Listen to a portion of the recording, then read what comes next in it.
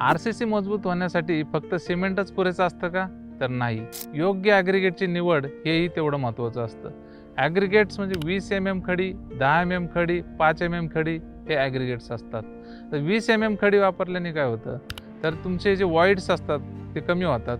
त्याच्यानंतर तुमचं कॉन्क्रीटची स्ट्रेंथ वाढते आणि RCCची लोड बेअरिंग कॅपॅसिटी वाढते. 10 mm खडी वापरल्याने 20 mmच्या खडीमधला जो गॅप असतो तो गॅप फिल होण्यास मदत होते. हनीकॉम्बिंग कमी होतं, क्रॅक्स डेव्हलपमेंटसुद्धा कमी होतात. आणि 5 mm जर वापरलं तर 10 mmच्या खडीमध्ये जो गॅप राहतो तोही त्याच्याने फिल होतं आणि कॉन्क्रीट अधिक डेन्स होतं, अधिक मजबूत होतं, ते अधिक कॉम्पॅक्ट होतं आणि त्याची मजबूती खूप वाढते. सर्वांना एवढीच विनंती करेल की तुम्ही ॲग्रिगेट्स निवडताना त्याची क्वालिटी चेक नक्कीच करा आणि 10 mm आणि 20 mm ह्या दोन्ही खडींचं मिश्रण करून कॉन्क्रीटमध्ये वापरा.